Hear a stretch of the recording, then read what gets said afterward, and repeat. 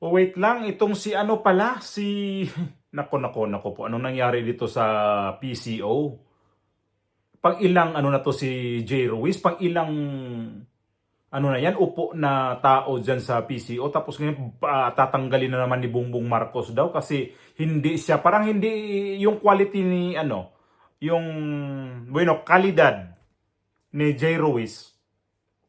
Mukhang hindi akma ni ano, mukhang hindi akma nitong si Bongbong Marcos o yung nakapaligid ni Bongbong Marcos. Kasi itong si ano, kasi ito si ano kasi, si Joy Ruiz kasi.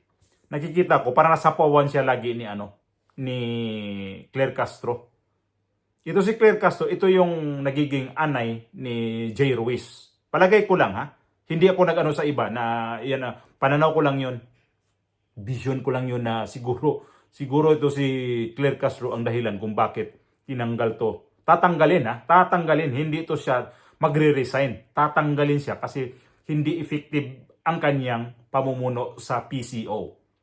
Yung video ng bilyonaryo ipasok ko, no? Tila bilang na ang mga araw ni Secretary J. Ruiz sa Presidential Communications Office.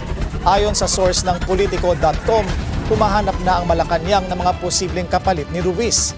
Mas gusto raw kasi ni PBBM ng mas may alam pagdating sa management, partikular sa media operations. Noong Pebrero lang nang ma-appoint si Ruiz bilang PCO chief. Pero sunod-sunod na kontrobersya agad ang bumalot sa kanya at sa ahensya. Ang pinakahuli ang panukala nitong higpitan ang accreditation requirements para sa Palace Press Corps. Makailang palit na to ang departamento na to? Departamento, hindi departamento, no? Bueno, sabihin natin departamento. Itong PC, maliit kasi ito eh. Yung PCO na to eh. Pang ilan na to siyang ano dyan? Ang pinalitan si Chavez, ilang buwan lang, ay ilang taon lang din. Kasi ang nandyan yata dati si ano eh, itong si Trixie Cruz, yata ang pinakauna dyan. Tapos mayroon pang iba, sino pang iba dyan na napunta. Basta parang ito yatang si J. Ruiz, yata ako nito. Pero hindi kasi ko sigurado talaga eh. Kasi hindi na naman kasi kumahilig sa administrasyon ni Bongbong Marcos, kaya hindi ko to nasundan si J. Ruiz. Pero ito na nga yung masama. Kasi tatanggalin siya, hindi siya magre-resign. Kaya hindi siya effective. Dahil nga dito kay Claire Castro na nasapawan siya sa kanyang trabaho siguro si J. Ruiz. Kaya mas ano siguro ni Presidente Marcos, hindi Duterte ha, Presidente Marcos na kailangan ang nadyan sa PCO na yan ay kailangan talaga yung lunod patay sa kanya. Hindi yung magpatay-patay ka lang para hindi mo mapakita yung totoong nangyari sa administrasyon ni Bongbong Marcos. Ayan yung dahilan na si J. Ruiz tatanggalin niya. Kaya di ko lang maano kung sino kaya ipapalit nito. Kasi kung ako ang halimbawa mag-ano nito na magrekomenda na ito yung ipalit nyo, wag na. Kasi mamaya di naman to magiging kagaya ni Claire Castro na ngawa dyan, ay hindi talaga magtagal sa pwesto. Gusto talaga ni Bongbong Marcos, yung PCO na yan ay magngangawa dyan para dipinsahan ang kanyang kabulukan sa kanyang administrasyon. Kasi si Claire Castro nagustuhan niya to eh. Kasi ito yung nagdidipinsa sa kanya eh. Kaisa-isa na nagdidipinsa nito kay Bongbong Marcos, ito si Claire Castro. In fairness ha. Ay nako. Malupit. Ang ano nito, nakakatakot tong posisyon na hahawakan itong PCO kasi pang ilang palit na nga yan. Mantakin nyo naman, itong si J. Ruiz, galing to sa galing to sa reporter to ng ABS-CBN noon. Nawala ang ABS-CBN. Kaya mayroon tong mayroon tong negosyo. Isa rin siguro to kasi parang nagkaroon din to ng sabi na nag-conflict daw doon sa mga bidding ba yon. Nung bago lang siyang upo, naungkat yun eh.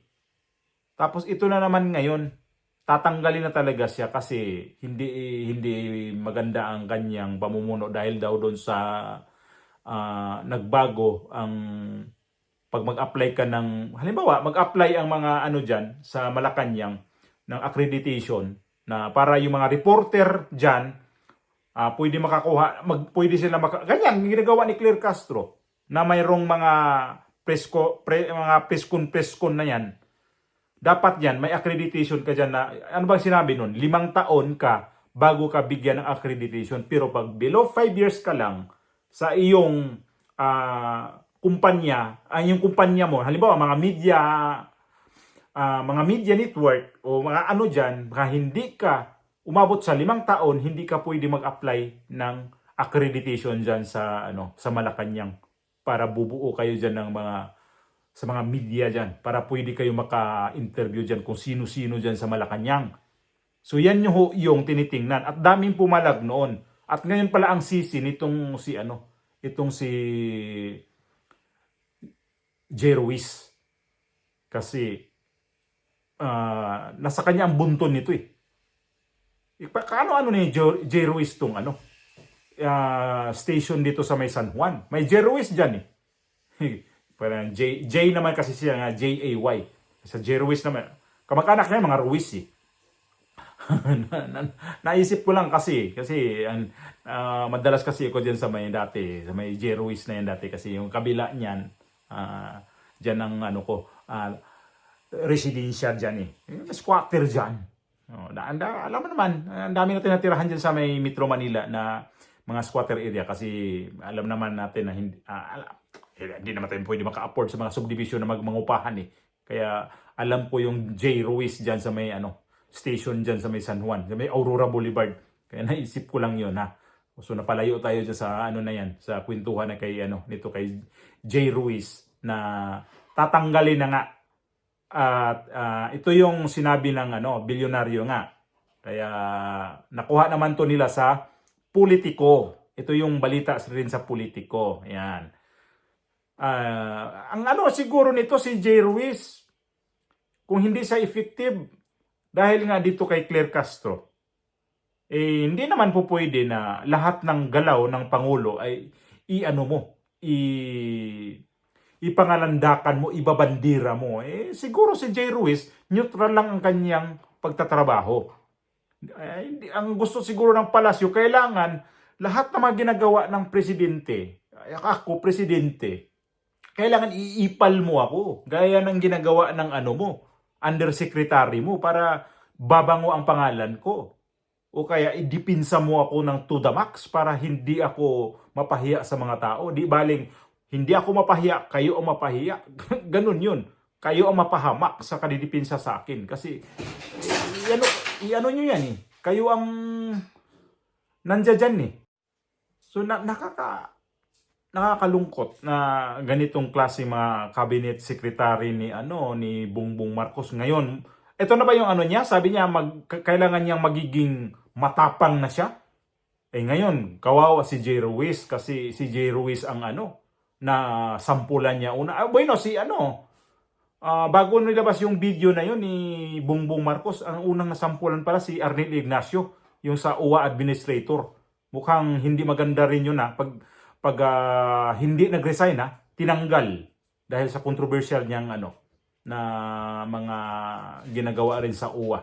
Pero in fairness naman kay Arnel Ignacio, sa balita na yun ay hindi naman ginalaw ang pera ng UWA. Iba ang kanyang iba yung nagiging binilang lupa na yun na 1.4 billion ba yun? Tapos hindi pera ng UWA ang ginastos niya. Galing daw yun sa GAA. So, in fairness naman sa kanya, may delikadisa naman si si Arnel Ignacio. Hindi naman ito pag-usapan yan. Itong si Jay Ruiz ngayon pag-usapan natin kasi mukhang siyang masasampulan talaga sa sinasabi ni Bongbong Marcos na dapat talaga sa kanya daw matapang na siya ngayon. At ayan, yung PCO niya kasi dapat nga talaga sa ginagawa ng PCO ngayon, kagaya ni Claire Castro, kailangan dipinsa to the max ka para sa mga sa mga presidente niyo. Kahit palpak na yung presidente, sige. Sige lang. Kahit nagkahiwi-hiwi na, nagkabalubaluktot na yung ginagawa ng presidente, sige lang. Iyan natin to. Yan lang yung gusto ng palasyo ngayon. Kawawa.